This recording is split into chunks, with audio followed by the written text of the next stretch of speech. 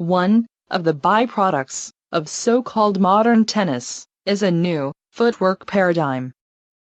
The majority of players on the tour these days, especially women, have been successfully brainwashed into thinking that getting airborne at every opportunity is a hallmark of a good footwork and the key to the powerful strokes. Unfortunately, this is nothing more than a misguided belief, which is directly responsible for an overly complicated and ultimately very unreliable striking action.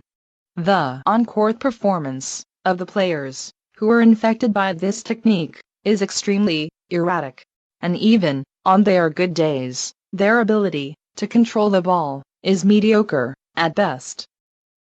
Only when these jumpers play one another, the imprecision and inconsistency of their strokes do not become an issue, because the playing field is leveled and the outcome is determined by some other factors. But when these Peter Pans are confronted by the strikers, who remain solidly on the ground throughout their striking action, all the jumping and the resulting spraying of the balls become the major liability and the deciding factor in their demise. Their error-prone technique simply can't keep up, and their game falters. With other things being equal, the grounded strikers, as a rule, will always come out on top. The source of this disparity is easy to see. All you need is the grasp of basic physics and a pinch of common sense.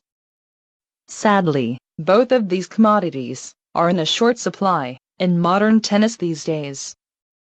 A simple question has to be asked. What reasonable justification can exist for launching 160 or even 90 pounds of flash into the air every time you have to strike only 2 ounces of a tennis ball? It is a 1,000 to 1 weight differential. Just think of that for a moment. And another question, which is begging for answer, is what level of precision and consistency can be expected from the movements of the racket, when the very body which this racket is attached to and is dependent on for guidance is in a state of flux and is flying through the air in all kinds of directions? The answer should be obvious: very low. One way or another, this Peter Pan syndrome has captivated the collective imagination of the tennis world. And with the help of sexy photographs and clueless coaching, it went viral.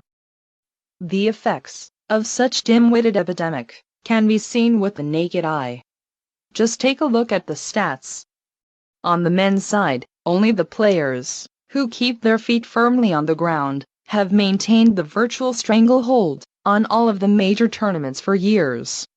And, of all the jumpers, none has accomplished a great deal, except getting very fit or very injured from all this jumping around.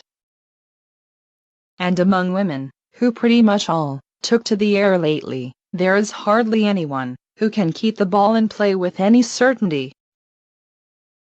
Sadly, these days, WTA tennis has become a little more than a comedy of unforced errors.